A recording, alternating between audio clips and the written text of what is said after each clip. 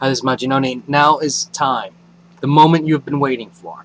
The good, the bad, and the disappointing. Now, I'm going to spoil something. Infinity is not on this list. And that's only because I wanted to give Infinity its own video so this way I can focus on that and rather have to deal with the good, bad, and disappointing. So let's get on with the good. Thor, God of Thunder, God Bomb conclusion. Oh my God, this was the most epic of battles, and this did not disappoint in one. It disappointed on one page. This was a fantastic read. The writing was great. Aaron did a fantastic job telling and crafting the story, and it came to such a satisfying conclusion. The art has been nothing but stellar. Ribic has I, I just I wonder where he came from because this was just phenomenal. The and the thing is, even though this wasn't this big smackdown battle, so to speak, it was just the text, the dialogue between what was going on. The pages, the panel selection was fantastic. The pacing, everything. This is how a story should be written, told. Something of this type of magnitude where it's a big deal story, but at the same time, even though it's a big deal, it it doesn't even act like it's a big deal because it's not even in a continuity thing. And to top it off, this has got to be one of the most epic pictures of Thor I have ever seen. Amazing. I would flip this table at how amazing this is, but this camera's going to go crazy, and you're never gonna see the ending of this video. But fantastic. I highly recommend buying the trades when this comes out. You will not be disappointed. And I'm not even going to go into the plot of this issue here. I don't want 1 minute of this spoiled more than what I just showed you. Other than just understand Aaron hit a home run. Fantastic art, very different type of storyline because it's through 3 different time periods, and the Thors converging. Even the dialogue between the Thors were great, especially towards the end. And I really did like the part where older Thor is like, can you just kill your brother when you get the chance? Fantastic. Best book of the week by far. And any review that dares say the Justice League is better than this, they got a check from DC because this was the best. Okay, next up, the bad. Wolverine and the X-Men number 34. This was just a mess. Okay, granted this had more time to build their story up, but if you look at the pacing, the way they developed the story, fantastic. The way they did this in 5 parts, it was basically just, even though this is the 4th, it basically, what it looks like is that somebody goes, I have this great idea. It's the Hellfire Club. They're going to form their own school.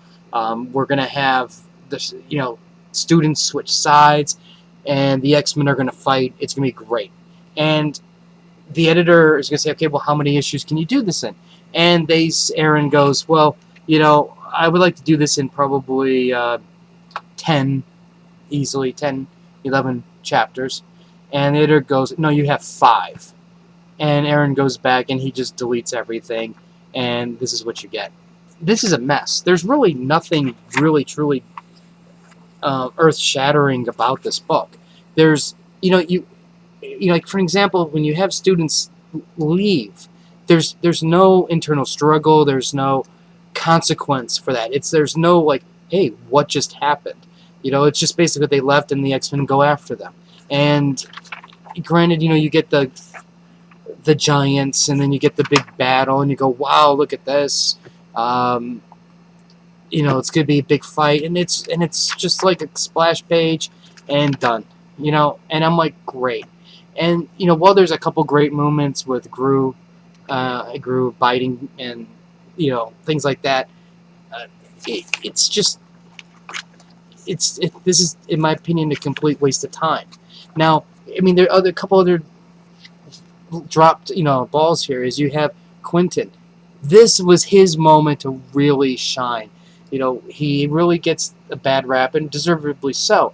But think about this way: he left the X-Men. He joins the Hellfire Club, as the plant. He's gonna, you know, cause some trouble on the other side, free some people, bring people back. You don't get any of that. There's nothing. He just goes and then boom, big conflict. There's no build up to him. It's like there's no he betrays the X-Men and then the X-Men go, "What are you doing, Quentin?" And he's like sorry and he betrays them again and then boom at the last minute, haha, look at this, I'm really a good guy. Uh, in Husk, the reverse could be of Husk. 1 minute she's sane and the next minute she's insane. There's no real true build up. There's not even anything. I mean, there's hints of her insanity along the way, but it's nothing that really would have made a difference because, in all honesty, give it another 4 issues and she could just magically appear with the X-Men again and say, sorry, don't know what came over me, and the X-Men will take her back. And I'm like, no, you gotta build this thing up better. You have to really show the hatred and her insanity, and you don't get any of that. And all right, this is the best part with oh man, I forgot his name, but that dude and Dupe, the Dupe home movies. That was the best part. And if you're sitting there thinking if this was the best part, then you know that this book was a disaster. The art is I don't know, art's about average, and I really think that this is a wasted opportunity to really have done something fantastic. And while Aaron did a fantastic job with Thor, maybe he put all of his bonus points into that comic and let this one just fall. I don't know, because it just wasn't that good.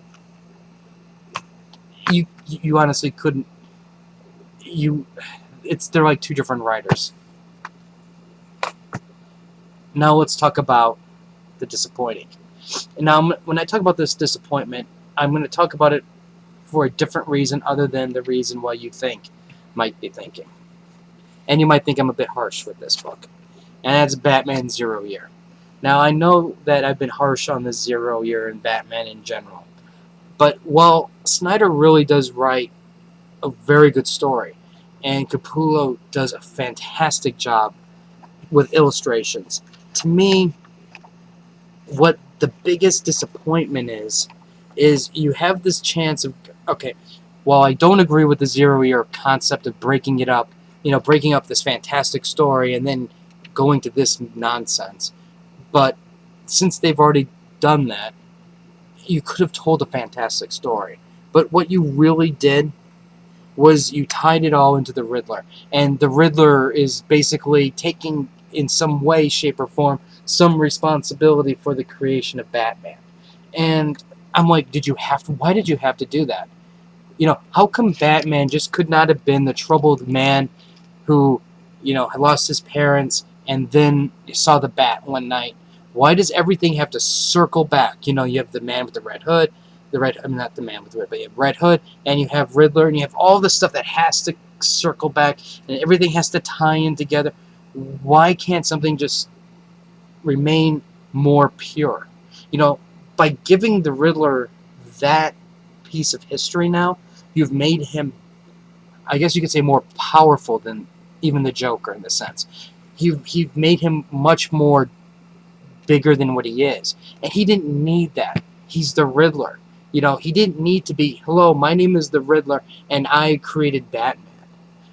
It should have been, if anything, it should have been something to the effect of, my name is Joker, and I created Batman. Because that's where the two adversaries should be. That's the Joker's on the top, wrong, and now you've put the Riddler on top of that. And that's why I'm saying it's a disappointment that he felt that he needed to do this. I think if you take away the Riddler side of things, I mean, you could have still put the Riddler in here, and you could have given Riddler maybe some other type of angle to show his creation, the Riddler's origin, I should say, then I would have been fine with that. Or maybe even though I'm totally against even having the Riddler involved in the original pre-Batman, if you threw him in the background somewhere, I would have still maybe reluctantly said fine. But you gave him too much power. You gave his character too much credit, and that's why I think that this is a disappointment. But I do think that Snyder still, as a whole, did a good job writing, and Capullo did a great job drawing. Anyways, that is my good and bad and disappointing. If you have any comments or questions, let me know. Let me know, what did you guys think? What is your good? What is your bad? And what is your disappointing?